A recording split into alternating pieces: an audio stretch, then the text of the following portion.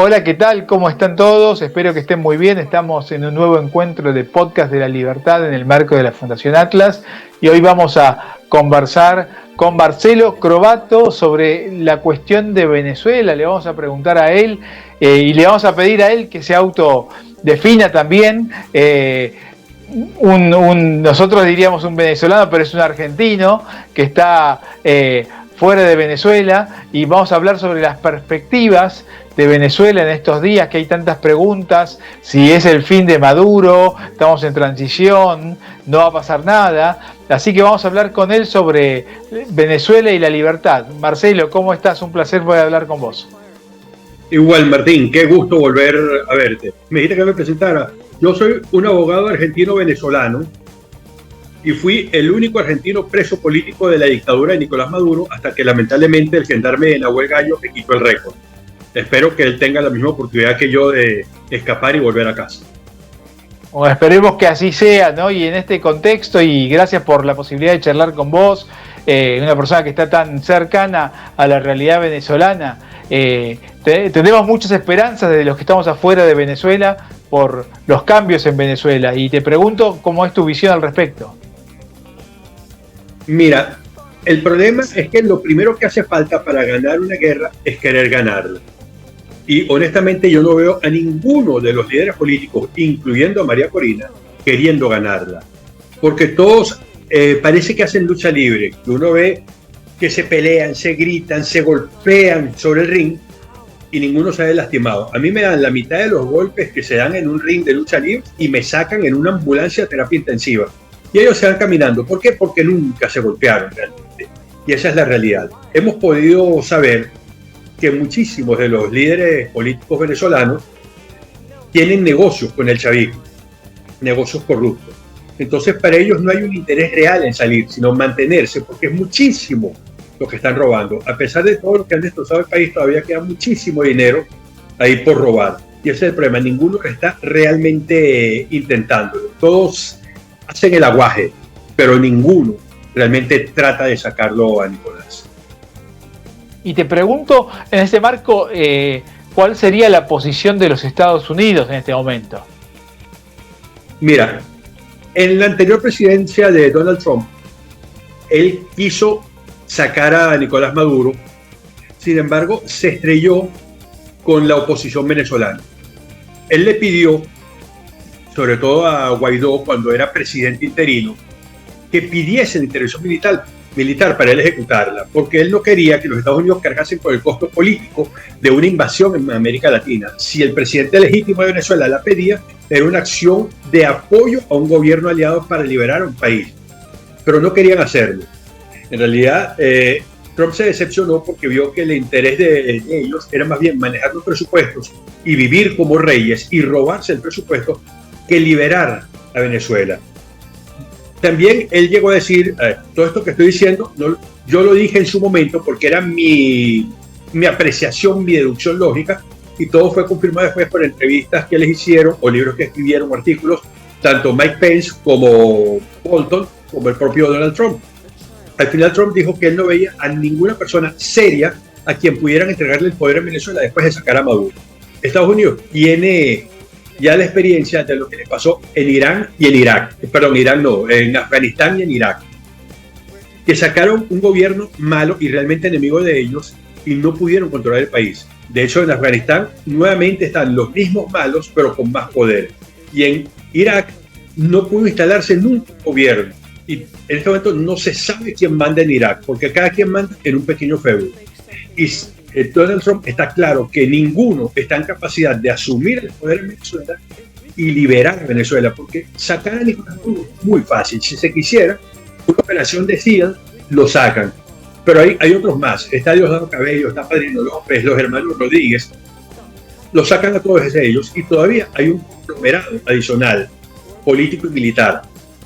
Pero también están grupos irregulares.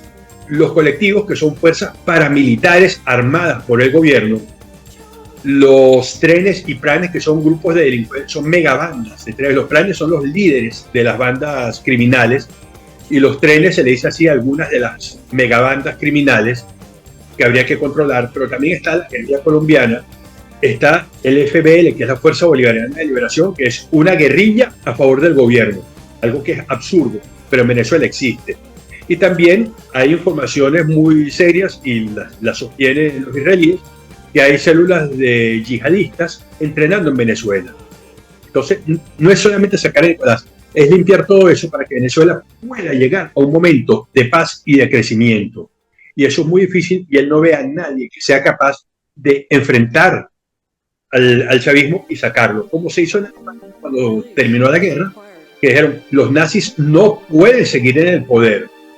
Algunos se camuflaron, fue muy difícil sacar a todo el mundo, y también había personas que se tenían que inscribir en el partido nazi, era eso o morir, como hay gente que se ha inscrito en el Partido Socialista Único Venezolano, porque si no hacen eso no les dan las bolsas de comida medio podrida y cara, pero es lo único a lo que pueden acceder. Entonces es difícil hacer una limpieza completa, pero todos los cuadros tienen necesariamente que salir, porque no se puede, volvamos a la Alemania nazi, uno no puede gobernar cuando los alcaldes son del partido nazi. No, tú tienes que limpiar, tiene que llegar gente decente, y ninguno que haya estado con algún cargo de liderazgo en el Partido Socialista de Venezuela es gente decente, son todos criminales, porque el mejor de todos, el que menos crímenes ha cometido, extorsiona a los vecinos, con que si llegan a hacer algún comentario contra el gobierno, estar que no tienen agua, no tienen electricidad, no les van a dar las bolsas de comida. Entonces, el mejor de todos es un extorsionador en contra de sus vecinos. Y los denuncian, no solamente no les dan comida, los denuncian. Muchas personas han terminado siendo interrogadas en la policía, en la policía militar, porque su jefe de CLAP, jefe de cuadra, dijo, mire, usted como que es un contrarrevolucionario, lo mismo que pasaba y que pasa todavía. Entonces, toda esa gente hay que eliminarla completamente del poder para que Venezuela pueda empezar a crecer. No podemos crecer con los mismos delincuentes de siempre. Y te pregunto, y te pregunto cuál es el sentido de las naves americanas hoy cerca de Venezuela. ¿Cuál sería la apuesta del gobierno de Estados Unidos y qué sentido tendría, digamos? Yo creo que Trump lo que está, y esto es una opinión muy personal, está mostrando los dientes. Está diciendo, mira lo que puedo empezar a hacer si tú me molestas mucho. Y han hecho, yo creo que ya 4 o 5 ataques contra narcolanchas que las han destruido. Cosa que me parece perfecto. Media tonelada de droga en cada lancha es cualquier cantidad de muertos en las calles de Estados Unidos. Y Donald Trump tiene que proteger a los Estados Unidos, a más nadie. Entonces, las está conteniendo, y yo creo que eso también puede hacer que la gente que trabaja en los grupos de narcotráfico lo piense un poco, dicen, yo no voy a ir porque me van a matar. Pero no es una invasión, eso lo puedo decir con 101% de certeza. ¿Por qué? Los Estados Unidos no empiezan una operación militar hasta que no tienen un control total del cielo. No hay portaaviones, no hay aviones de combate. Alguien me dijo, pero los bombarderos B-2 Spirit pueden ir desde el centro de Estados Unidos. Los bombarderos no dominan el cielo, destruyen, pero no dominan el cielo. Eso lo tienen que hacer con aviones de caza. F-35, F-22, que son los que tienen ahorita. ¿Pueden despegar desde Aruba? No. Hay pistas donde podrían llegar, pero Aruba no tiene las condiciones logísticas ni de seguridad antiaérea para una operación militar continuada. Desde Panamá, no hay bases americanas en Panamá desde hace mucho tiempo, y es muy lejos. Desde Puerto Rico, también es muy lejos. Esos aviones no tienen un alcance tan largo, necesitan un portaaviones. El día que un portaaviones cerca de Venezuela, yo digo, hasta ese día llegó Maduro, porque si lo movieron, lo más probable es que sea para usarlo. De momento es solamente un cercarlo, mostrar los dientes e ir arruinando el negocio del narcotráfico. No hay invasión, tampoco hay suficientes soldados, porque creo que hay como 1.200 marines en el Iwo Jima, y con 1.200 hombres no invades Venezuela. Y para ir cerrando, te consulto y redondeando las ideas que dijiste, ¿ves cercana la idea de la libertad en Venezuela o el fin de Maduro en Venezuela? Lamentablemente no. A mí me encantaría que llegamos a un Nuremberg y agarrasen a él, a todo su grupo y a todos sus colaboracionistas, que están muchos en la oposición, y los cuelguen, como se hizo con los criminales de guerra.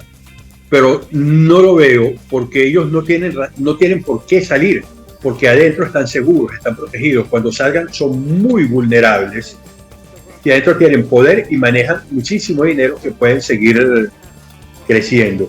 Y nadie está tratando de sacarlo, sobre todo, porque ningún político ha hecho lo necesario. Todos han hecho mucho aguaje, pero ninguno ha atacado. María Corina fracasó miserablemente en las elecciones, cuando la gente creyó en su palabra hasta el final y salieron a tumbar las estatuas de Chávez. Ella los contuvo y le dijo: devuélvanse a la casa. Y ahí se acabó toda la rebelión. ¿Iban a haber muertos? Sí, seguramente. Que yo recuerde, ni Bolívar ni San Martín ganaron la independencia sin que hubiese muertos. La Segunda Guerra Mundial no se ganó sin muertos. Yo quiero que haya muertos, no, pero objetivo, una realidad. Son criminales, ellos no van a salir porque se los pidan. Hay que sacarlos por las malas. Y por las malas quiere decir que alguna sangre se va a derramar. Y como dijo, creo que Patrick Henry, uno de los padres fundadores de Estados Unidos, el árbol tiene que ser regado regularmente con sangre de héroes y tiranos. Y ninguno está dispuesto a ir a ese enfrentamiento. Se esconden detrás de un pacifismo, pero es cobardía, comodidad y cuidar los negocios. Porque si quisieran liberar a Venezuela, habrían hecho como hizo Bolívar, que dijo: vamos, o hizo San Martín, que dijo: tenemos que llegar a Argentina, y lo primero hecho, vamos a Chile, sacamos a los españoles de ahí y subimos hasta Perú, y ahí cuidamos la Argentina. Yo no vi a San Martín diciendo: bueno, vamos a ir a elecciones a ver si le ganamos a los españoles, ¿no? Los grandes y se los llevó. Bolívar a todos se los llevó. El general agarró los llaneros y se los llevó. Ganaron y somos libres. Bueno, éramos libres en Venezuela, en Argentina. Ahora estamos siendo cada vez más libres.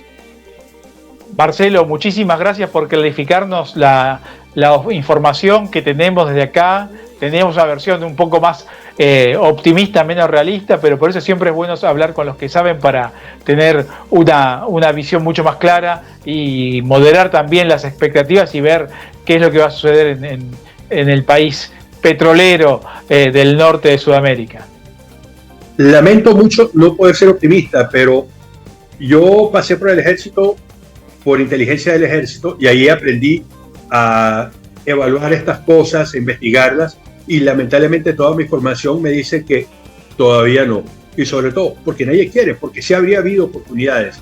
Yo te compartí un ensayo que escribí, que decía: Venezuela nunca tuvo la oportunidad de ser libre, porque hubo opciones, y la misma oposición política las arruinó, porque hubo veces que el régimen estuvo totalmente contra las cuerdas y a punto de caer, y sin embargo no se atrevieron a dar el último empujón. La gente hizo el sacrificio, puso la sangre, puso los muertos en las guarimbas, que son las mega protestas que hubo en Venezuela, que hubo en el 2004, 2014, 2017, hubo creo que cerca de 250 o 300 muertos, varios miles de heridos, decenas de miles de prisioneros, pero los políticos no se atrevieron a ser dignos de ese pueblo que estaba luchando por su libertad.